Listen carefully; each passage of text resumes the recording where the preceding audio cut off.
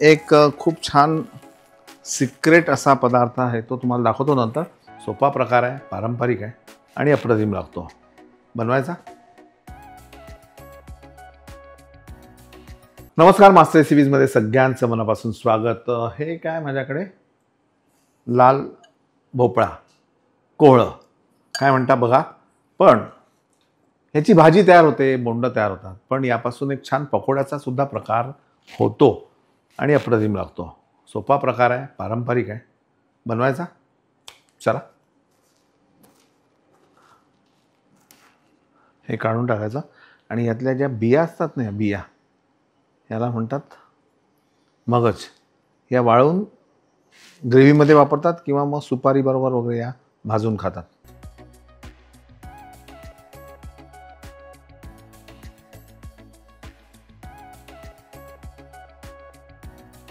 हे काय ना, इतकं छान मजा येते. पारंपरिक पद्धतीने तयार केलेली ही किसणी माझ्या आजीची आहे आणि ती नेमकी माझी भाची आली आणि तिने येताना घेऊन आली आणि म्हणजे याच्यावरच करा म्हटलं. क्या बात आहे.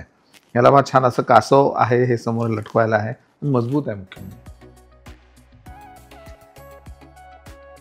यामध्ये बारीक चिरलेलं आलं, त्यानंतर बारीक चिरलेली कोथिंबीर, हिरवी मिरची, बारीक चिरलेला लसूण आणि एक खूप छान सिक्रेट असा पदार्थ आहे, तो तुम्हाला दाखवतो नंतर.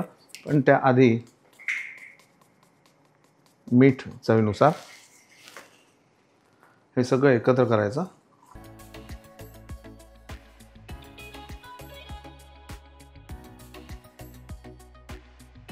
आणि यामध्ये उडदाचं पीठ घालायचं.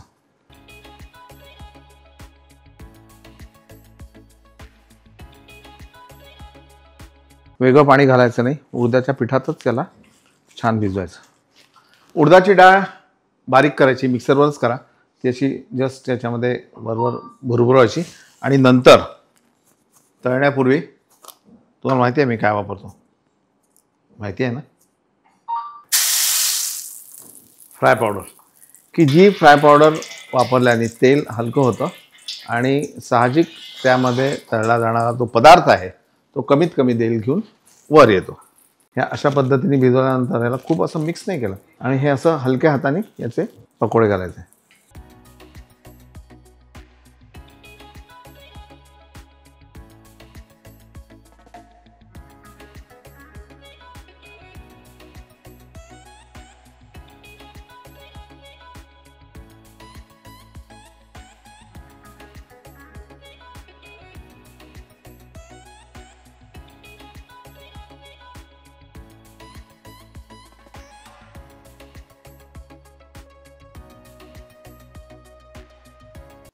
आणि असे छान गरम गरम काढायचे आणि नंतर 2 चटण्यांबरोबर सर्व करूया आपण.